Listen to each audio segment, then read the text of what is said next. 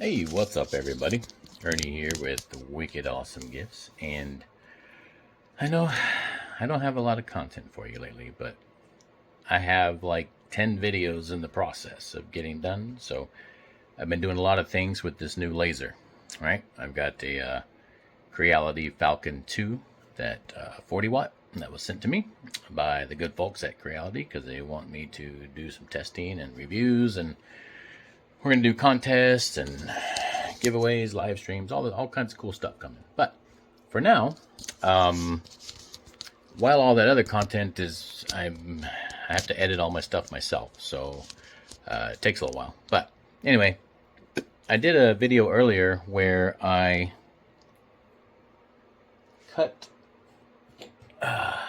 some really thick wood with it. This is 20mm pine. Got nice bluing on it too. Look at that. Isn't that beautiful? But this is dry, good and dry. I get this from a local guy here in Maine that has a sawmill, and this is a bad cut. I have a cleaner cut, but he gets me some wood, and we've got a lot drying for spring and summer, so we're gonna have some really cool live edge stuff. But anyway, since I cut that, I'm like, well, I bet I could cut this piece of spruce that I got. So I went out to the workshop to grab some powder paint for one of the other videos. We're going to do some powder painting. And I grabbed this. Oh, hold on. Okay, I'm back. So, has a slight interruption, but it was a good one because I got a package in the mail. So, oh, fuck. That's heavy. We'll show that real quick. Hurt my elbow. Alright, so all kinds of interruptions, but this is a pack of wood that I got from the Artisan Wood Shop, and he's a member on our Facebook group, and we'll go over that later, so we'll do a video with that next. But for now, let's go back to this. I've got this wonderful piece of shit, what the hell did I say it was? Spruce. Brain's gone. So it's really beautiful. This side's been planed, but it still needs to be sanded. The other side was not planed, but it's thin enough. Obviously, it's too long for a laser, but I'll just stick it under and cut it. But it's thin enough, so, I mean, the laser just cut this. So, yeah, I'm pretty sure it'll cut it.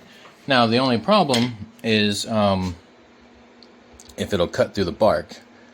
When I cut live edge on my CO2, sometimes it struggles getting through the bark. So we'll see if this will get through the bark. If nothing else, I don't really, my intention was not to make a project out of it right now with the machine, but to cut it down to size so that I can get 2 to 3 pieces that will, 2 pieces, yeah, that will fit in the machine.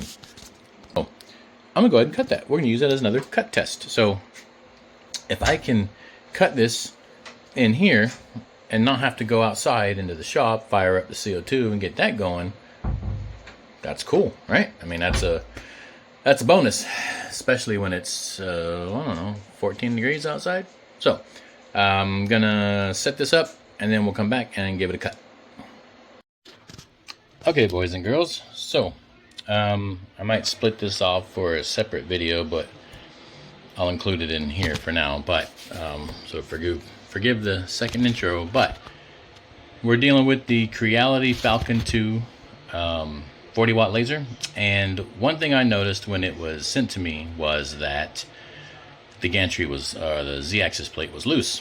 It wasn't terribly loose. I've done a lot of cutting, and the cutting tests have been going great, but the engraved tests, some of them weren't doing too good. Some of the letters were shaky, and I spent hours redoing my offset scanning and you know, all that stuff. So my settings are right and everything's set up correctly in Lightburn. So I was just flipping this up to cut a bigger piece of wood, and I have to put the little foot extensions on it. So while I had it up, I took the laser module off, and if you look at the Z-axis plate here, I mean that's loose, right? I don't remember it being that loose, but it goes this way, that way, all kinds of ways. I mean, this needs to be firm because you need your laser beam perfectly perpendicular to the surface. So, and as fast as this thing can go, you don't want this, you don't want any movement. So I'm trying to figure out how, without, reaching out to support, looking up anything, and I had to deal with this on my X tool, but their adjustments on the plate was a real pain in the butt, and I didn't like it. These are for the wheel inside, for the top. So what I noticed, we've got a nut here, and we've got a hole for an Allen wrench there. So this is going to loosen this. So I made sure that was tight, and it didn't do anything, right? So then I started looking, and I'm like, well, look at this. There's a little deal right there. And I bet you, I can't do this two-handed, so I'm going to have to put the phone down and then do it and come back. But I bet you, if I loosen up that screw nut, the nut there, and then tighten that, so I bet you if I loosen this and then tighten that, it'll probably put pressure on the thing, which will pull the plate down, and it should sturdy it up. So if that don't work, then I'm gonna have to go to the internet and figure it out. But I'm gonna try that, and I'll be right back. All right, so we got that squared away. One thing I'll point out is don't be tricked. When I first started loosening this, oddly enough, through some kind of witchcraft, it made it real tight. But it was too tight and it wouldn't move, so then I'm like, well, that's not right. So I righty-tighty, right? So I tightened it back in, and it got loose again, and then I did this like I wanted to. Just put some pressure on that to the right. I noticed it getting better. So then I made sure this was tight again in here, because that was kind of loose. I tightened that a little bit, tightened that a little bit. When that couldn't move anymore and I was comfortable with how it was moving, then I gave a good tight there, tight there. It looks like it's a fine balance between the three, and if we look now, it's not loose, it's not shaking anymore, either way, this way or this way, so that's good, nice and tight, and it's not any worse than it was earlier going up and down. So that should be good to go. So there you go. If your Z-axis plate is loose, that's how you do it. It's a combination of these three adjustments here, in there, and there. And they give you all the tools you need in your little box. If you have real tools, by all means, use them. But all the tools they give you in here do the job. So there you go. That's about it. Now you know how to tighten your Z-axis plate on the Creality Falcon 2. Alright, so I got her all set up. Height adjusted. I have it in there, sticking out the front. We got the little extra dealios on the feet. So we're good to go. I got it marked at 400.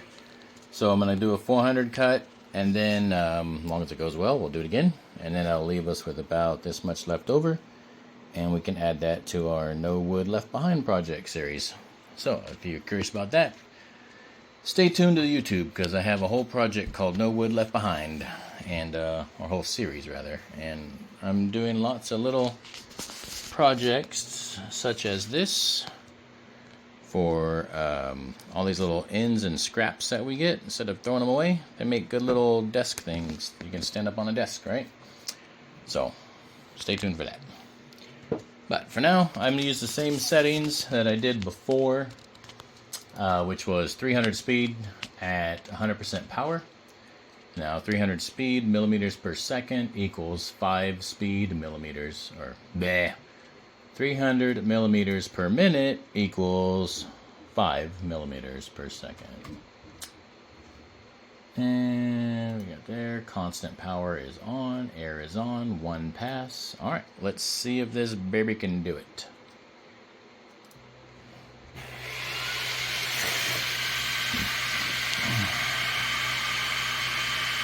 Oh, just in case it actually cuts, I probably should hold this piece so it don't fall on the floor.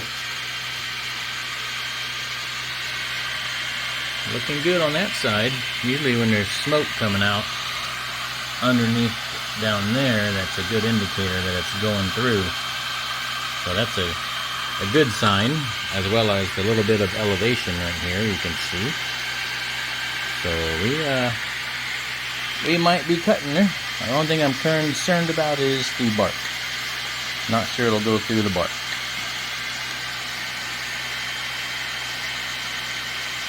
I know watching this machine cut and engrave is not that great because of all the stuff in the way.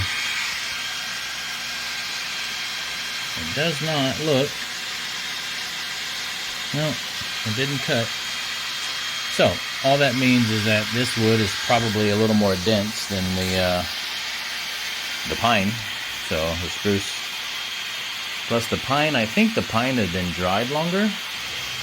So it's good and dry. This might be a little, well, he said it's not green, so I don't know. I think he said he kiln dried it also, but we'll give it, oh, that's a good sign. We'll give it one more pass. I don't know if y'all can hear that, but when you start hearing those pops and flips, there's a little combustions under there of the gas, and that usually means that you're cutting through.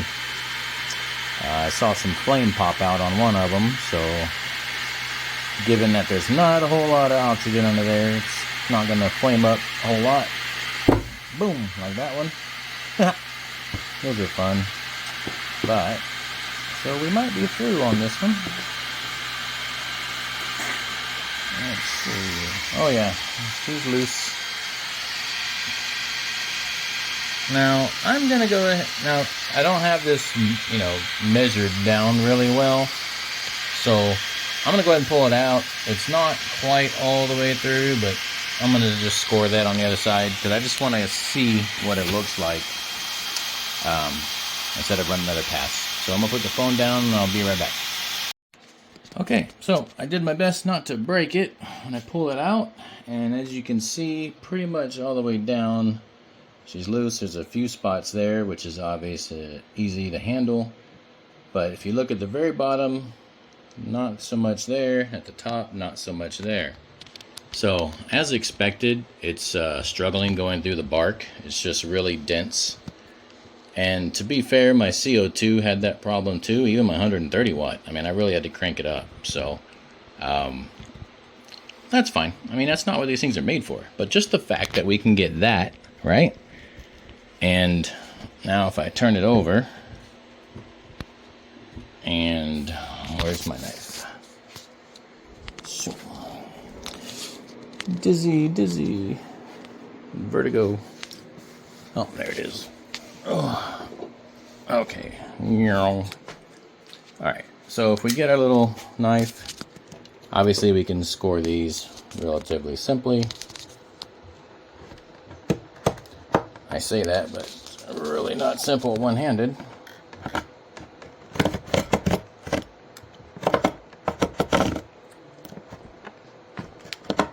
Alright, so anyway, those will come out, but these, I'm probably going to end up just breaking it, but let me put you down for a sec.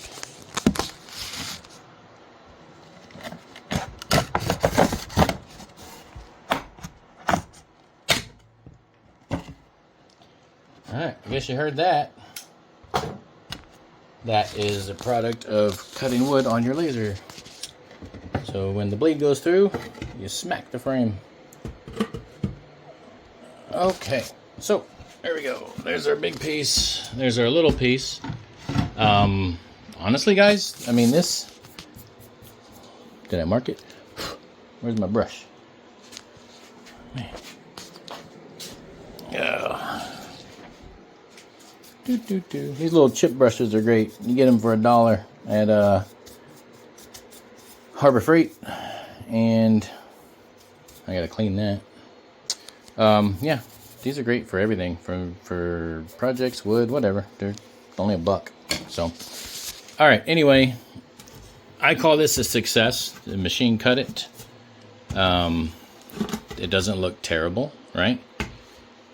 Now, it's going to leave a little bit of the frillies at the bottom.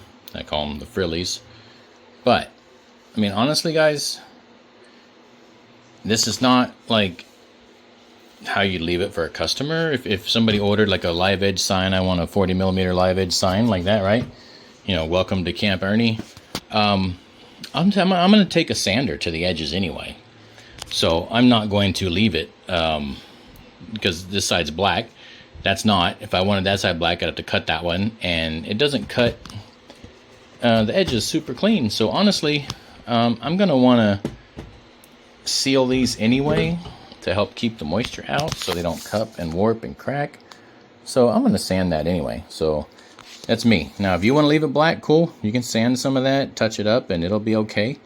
But honestly, I call this a win. So let's give you a quick measurement. Because these were rough cut on a sawmill, so there's no real guide that he uses. He just cuts them sometimes. Oh yeah. 0.6. Why am I on inches?